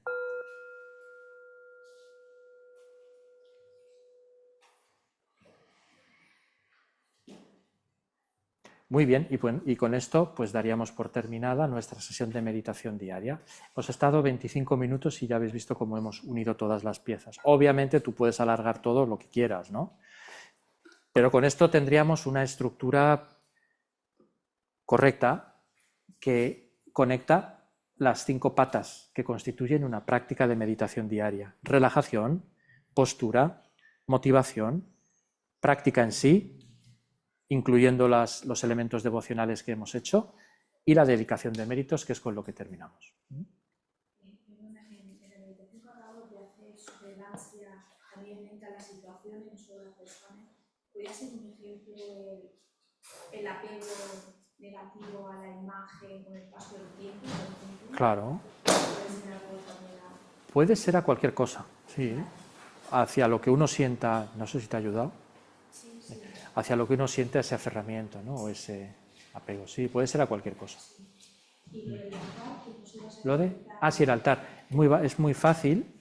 El altar, pues pasa como con la sesión de meditación, que uno puede tenerlo muy amplio, tenerlo muy pequeño, tenerlo muy... ¿Ya nos vamos? ¿Qué buscas? No, estoy contestando a... Que con el altar pasa lo mismo que con la meditación, que uno puede alargarlo o ampliarlo o empequeñecerlo según, ¿no? Entonces, lo básico es que en todo altar tienen que estar los 3 elementos fundamentales que en todo altar budista tienen que estar. De hecho, cuando tomas refugio es uno de los compromisos que te dan, tener un pequeño altar o grande, según sean tus posibilidades, donde hagas tus ofrecimientos y tus prácticas. Entonces, esos 3 elementos son una imagen de Buda Sakyamuni, porque tiene que ser de Buda Sakyamuni porque es el iniciador de nuestro linaje, ¿no? Y ¿Imágenes, foto? como quieras, como puedas, una estatua, una foto, un cuadro, si quieras. Entonces se pone en el centro, porque además esa posición central simboliza que él es el iniciador de nuestro linaje, ¿no? Después, a su derecha, que es tu izquierda, según miras de frente, hay que poner un texto de Dharma. Lamrim. Y miras de frente a la izquierda. A la derecha del Buda, si miras de frente, a tu izquierda. Pones un texto de Dharma, un Lamrim o cualquier otro texto de Dharma.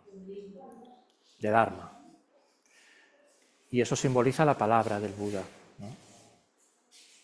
Y al otro lado se pone una estupa, que también puede ser una estupa real o una foto, una imagen pequeña, ¿no? Esos 3 elementos no pueden faltar en un altar. La estupa es... ahí hay varias, luego puedes acercarte a ver. No, es un objeto, es un relicario.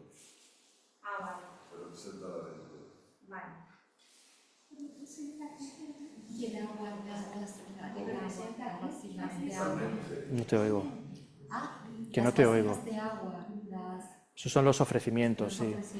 ¿Cómo se hacen diariamente? Se hacen si los haces diariamente. ¿Y cuántos son? 7? Sí, os voy a mandar un vídeo de Venerable Paloma que lo explica muy bien. Pero lo básico es lo que acabas de decir. Sí. Lo demás ya es flores. Eso sí se puede, y si se quiere es muy bueno poner ofrecimientos, incluso imágenes de otros lamas o de otros budas, pero eso no puede faltar, esos 3 elementos. El Buda, el texto y la estupa. ¿Por qué? Porque el Buda representa, esos 3 objetos representan 2 cosas, tienen una doble función. La imagen del Buda representa, por ejemplo, desde el punto de vista de las 3 joyas, representa la joya de la sangha, porque va vestido de monje, entonces eso nos recuerda a la joya de la sangha, de la sangha. El texto representa la joya del Dharma, ¿no? Y la estupa representa la joya del Buda, porque la estupa representa la mente omnisciente de Buda. Entonces, la imagen de Buda no representa la joya del Buda, representa la joya de la sangha. El texto, la joya del Dharma. Y la estupa, la joya del Buda. Entonces, así tienes en tu altar a las 3 joyas. Pero a la vez, el Buda, que esta es la doble función, el Buda, la imagen del Buda, la estatua o la foto representa el cuerpo de Buda. Ahí sí representa su sagrado cuerpo. El texto su sagrada palabra y la estupa su sagrada mente. Si es que la estupa, por ejemplo, representa la joya del Buda y a la mente omnisciente de Buda. El texto representa la palabra de Buda y la joya del Dharma. Y la imagen de Buda Sakyamuni representa la joya de la Sangha y el cuerpo de Buda. Eso no puede faltar. A partir de ahí, pues según el espacio que tengas y la disposición, pues pones más imágenes, más textos, como se quiera, ¿no? Y delante de esas imágenes se hacen ofrecimientos, los 7 boles tradicionales, que os mandaré ese vídeo, o otros, los que tú quieras, flores, fruta. De hecho, los ofrecimientos representan esa interacción con los objetos sagrados. ¿Se puede poner un bolso de agua o Pues depende del mérito que quieras adquirir. Si quieres poco para mérito, empezar? no, Si hay poco, ¿no? Poco espacio. no. No, esa no es la actitud. Ah, no lo sé. La actitud es a lo grande y cuanto más mejor. Pero el espacio y todo un poco, sí, vale. Pues si hay espacio 7, si no hay espacio 1, evidentemente, pero 7 lo ideal. tú no lo decías por el espacio, lo decías para empezar. No, esa no es la actitud. Las dos cosas. No, pues no.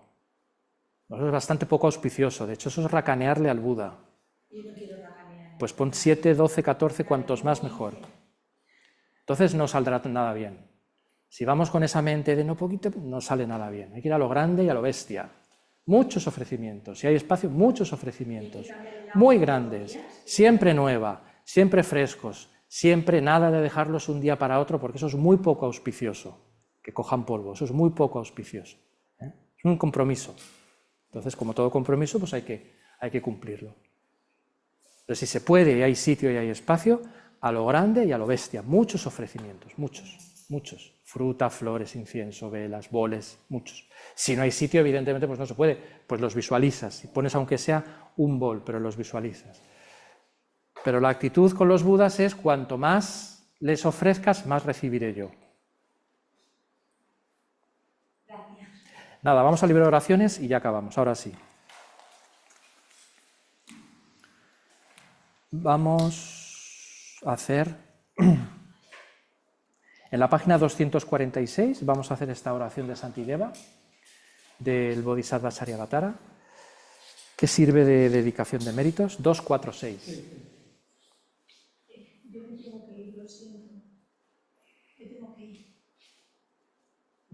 Pues adiós. Lo siento. Que todos los seres que en cualquier lugar estén atormentados por los sufrimientos de cuerpo y mente obtengan un océano de felicidad y alegría en virtud de mis méritos. Que ninguna criatura viva sufra, ni cometa maldades, ni caiga enferma. Que nadie sienta miedo, ni sea despreciado, ni tenga una mente abrumada por la aflicción. Que los ciegos vean formas y los sordos oigan sonidos. Que aquellos cuyo cuerpo esté agotado por el esfuerzo se recuperen al encontrar reposo. Que los desnudos encuentren ropa, los hambrientos comida y los sedientos agua y bebidas deliciosas. Que los pobres encuentren riqueza, los apenados alegría y los desesperados esperanza, felicidad y prosperidad constantes. Que llueva en el momento adecuado y haya cosechas abundantes. Que todas las medicinas sean eficaces y que las oraciones bien intencionadas den fruto. Que todos los enfermos se liberen rápidamente de sus dolencias. Que ninguna de las enfermedades que hay en el mundo vuelva a producirse. Que los atemorizados dejen de tener miedo y que los faltos de libertad sean liberados. Que los débiles encuentren fuerza y que todos piensen en beneficiarse mutuamente, mientras perdure el espacio y queden seres, hasta entonces que yo también permanezca para eliminar el sufrimiento del mundo.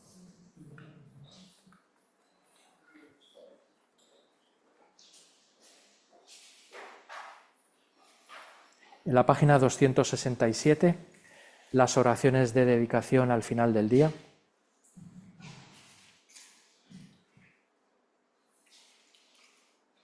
Que florezca la doctrina de Tsongkhapa, el rey del Dharma, que se apacigüen los signos desfavorables y solo haya circunstancias propicias.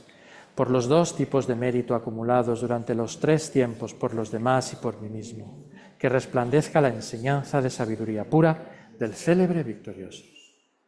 Entonces, por unos momentos podemos dedicar también todos los méritos que hemos generado en el día de hoy, escuchando, reflexionando, meditando acerca de cómo establecer una práctica de sesión de meditación diaria para nuestros propios fines o proyectos, los de nuestros seres queridos, la paz del mundo, para que cambien las mentes de los seres que crean sufrimiento, guerras, conflictos, y se transformen en mentes amorosas, sabias, ecuánimes.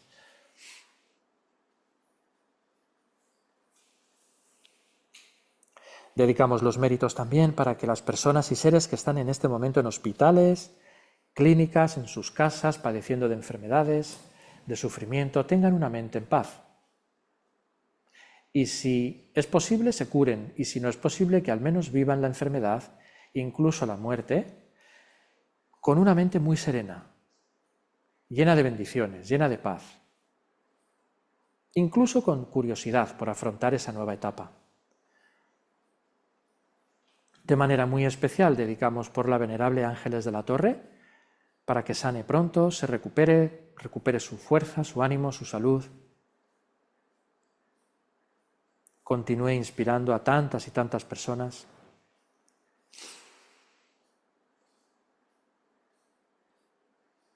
Haz tus propias dedicaciones personales en silencio unos momentos. Tus seres queridos fallecidos, no importa el tiempo que haga que lo han hecho. Todos los seres que están en el bardo en este momento, en particular los que hayan entrado en él en los últimos 49 días. Que todos sean conducidos a una tierra pura, la tierra pura de Chenresi.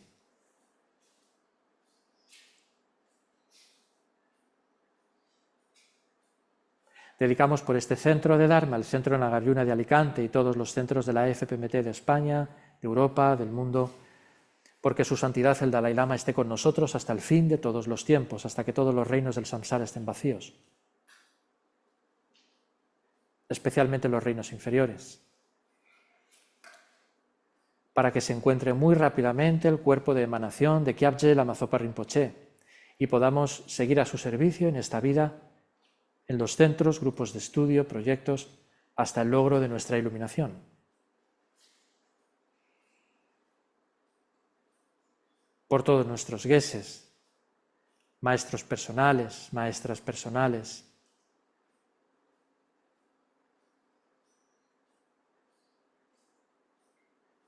para que cuando nos llegue la muerte podamos afrontarla con calma, serenidad, conocimiento de lo que nos está sucediendo y poder dominar el proceso en lugar de que sea el proceso el que nos domina a nosotros.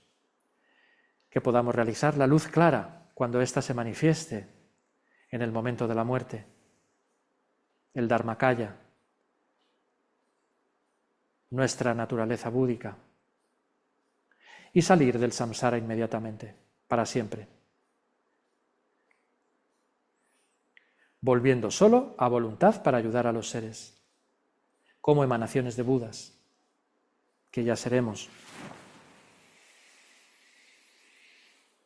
Chanchu sem chorim poche ma ke panam ge gyuchik ye pa nyam pa me pa yan Gone gondu per watsu toni tawarim poche ma ke panam ye gyuchi ye pa nyam pa me pa jan gone gondu per watsu. Que la preciosa mente de la bodhicitta que no ha surgido lo haga y crezca más y más. Que la preciosa visión de la sabiduría de la interdependencia que no ha surgido lo haga y crezca más y más.